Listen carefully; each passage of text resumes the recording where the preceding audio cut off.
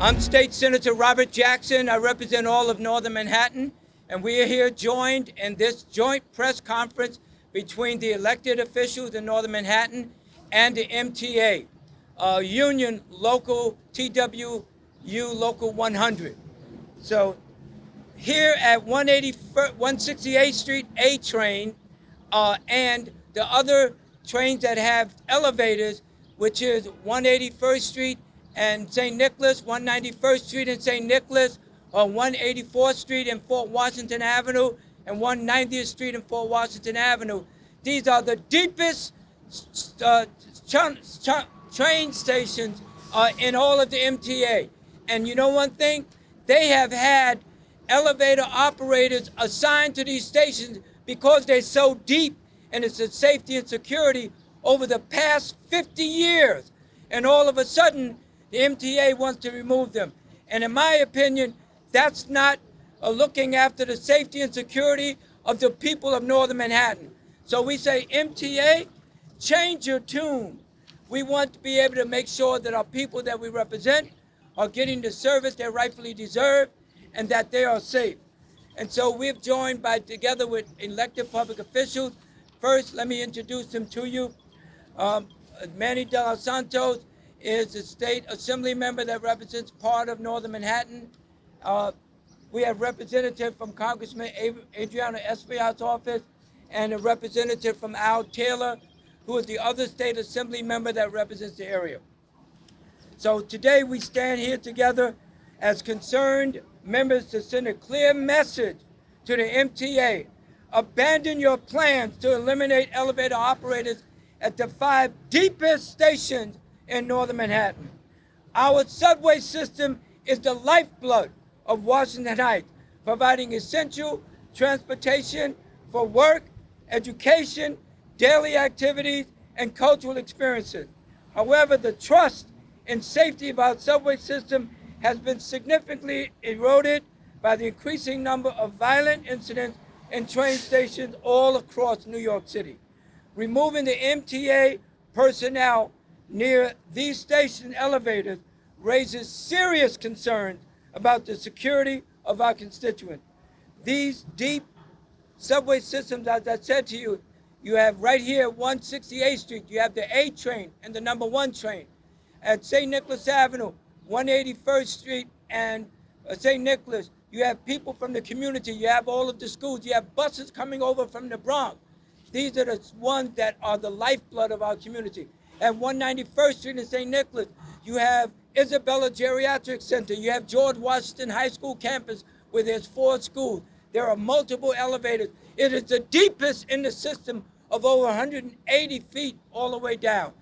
I say to the MTA, you made a wrong decision. We ask you to change that decision now. With that, I would like to introduce Robert Kelly, who provides several remarks and introduces the TWA workers that are being impacted. Robert Kelly, the Vice President of Station. Thank you, Senator. So as our Senator so eloquently spoke, and look, these are the deepest trains in the system, right? These stations here, these elevators go down really deep. And let's be mindful that our members are trained for evacuation. They're taking away the one safety mechanism that you have when you come into the system and you go down below ground. There's only one way out. The other way, 2 ways out. One way is through the train and the other is from the elevator. If there's nobody there for us to be able to guide you, you're going to be stuck. As simple as that. You see what happened last week with the smoke in Canada, how it came over here? Just imagine that hitting the subway system without having our members to do and help evacuate. And let me just say this. It's been here for decades. Our members have been dedicated for decades. Through the pandemic, they have been here.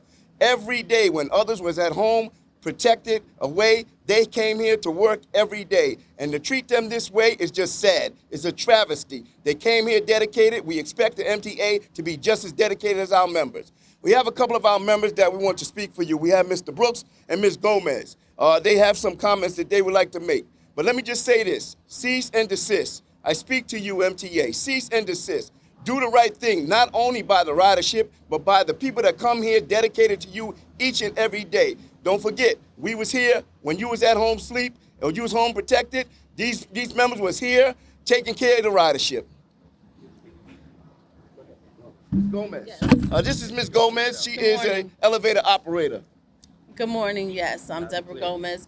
I'm here to speak on my behalf and behalf of my coworkers. We serve a purpose here. We're here welcoming the people who come and making them feel secure, safe in their ridership. Um, they also ask us for customer service for any assistance, and we provide it for them. So, with that being said, I feel that yeah, we were wrongly, yeah, it was wrong for us to take our jobs away, um, and put us out in the public to do different duties. Yeah, that's all 26 I have to years. say. 26-year 26 years veteran. Dedicated. 26 years, Ms. Gomez. performing my duties as best as I can, performing all of us performing our duties. And that's it. That's Thank all I you. have to say. Thank you. So we also have Mr. Brian Brooks, who is a 41-year veteran who's dedicated his years and time to the MTA as well. Mr. Brooks. Good morning, everybody. I've given transit 2/3 of my life. I've gotten sick. I can't do the work like regular station cleaners can do. We are a part of the community. You know, people come through, they say hi, you develop friendships with people. They look forward to seeing you. We're calling on the MTA to do the right thing. You know, every time I hear a message from the MTA, it seems to be, how can we screw working people in this city?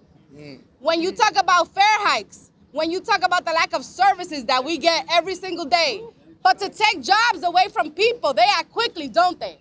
And so we're standing here united, calling on the MTA to do what's right, not only by these workers who happen to be black and brown workers in our city, but also to do right by our community.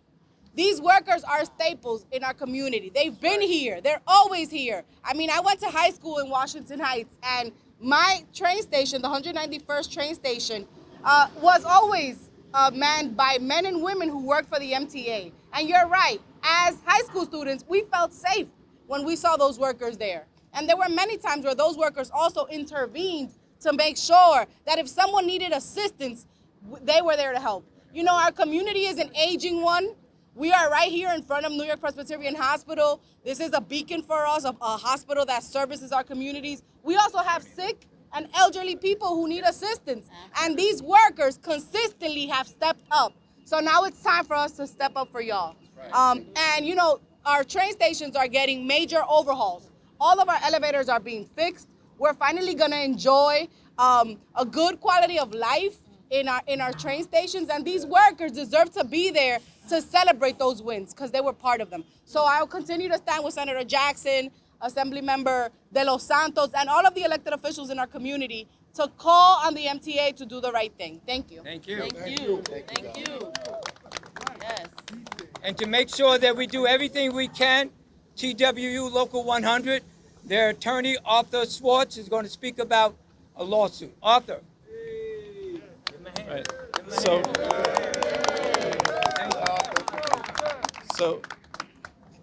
as usual, the TWU doesn't just ask.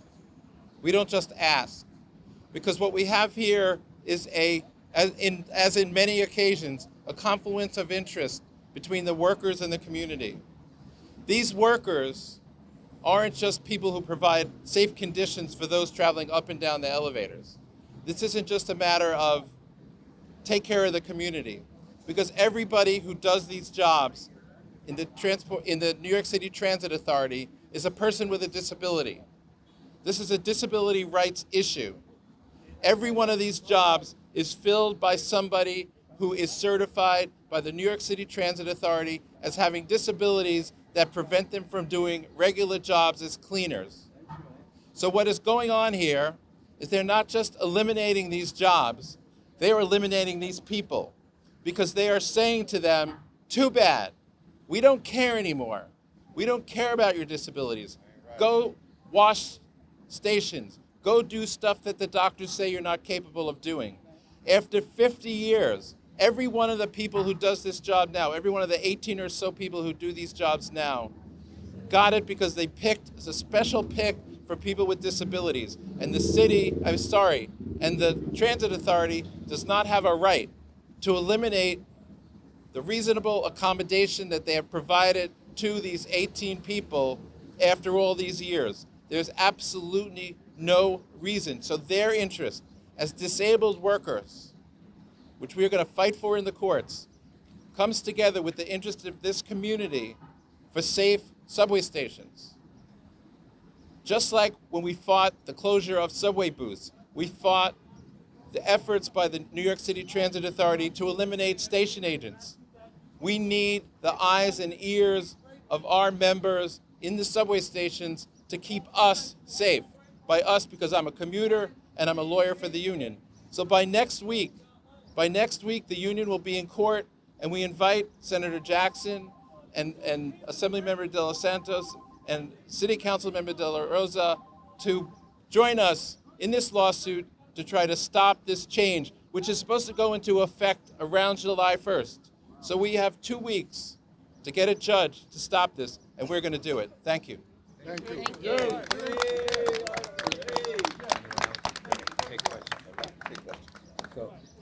So as I mentioned earlier, Congressmember Espaillat is in Washington, D.C. Al Taylor is representative here. So these are all of the elected public officials in Northern Manhattan are united in trying to save these jobs of TWU Local 100. With that, I'll open up for any questions that you may have of anyone. Questions? Then finally, let me say that removing these staff members from the elevator banks comprises of safety and security of our constituents. So we urge the MTA to reconsider this decision and reinstate the presence of dedicated and visible personnel at our train stations. Our community is ready and willing to engage further in discussions with you to show you that for over 50 years this has happened. We want the staff to continue. It's about the safety and security of our community. And with that, I'll turn to Robert Kelly for closing remarks. Yeah, thank you, Senator. You're welcome. Yeah, so once again, as the Senator so eloquently expressed, this is about safety. Ask yourself this question. Do you want your daughters or your grandmothers or your sisters or your mothers or even someone that's disabled to come here 1, 2 in the morning only to be met to be by themselves and be met with these dangers that lurk throughout these stations? Once again, like I expressed, our members are not just there to ride people up and down. They have been fully trained with evacuation and things of that nature. As you see, they've been doing a wonderful job all these years. Once again, we're calling on you, the ridership, and the city of New York to stand in solidarity with us so that we can not only protect the jobs of well-deserved members, but your family as well. Thank you. Listen up, MTA! Transit workers keep us safe! Listen up, MTA! Transit workers keep us safe! Listen up, MTA! Transit workers keep us safe! Listen up, MTA! Transit workers keep us safe! Thank you for coming, everyone. Thank you, thank you.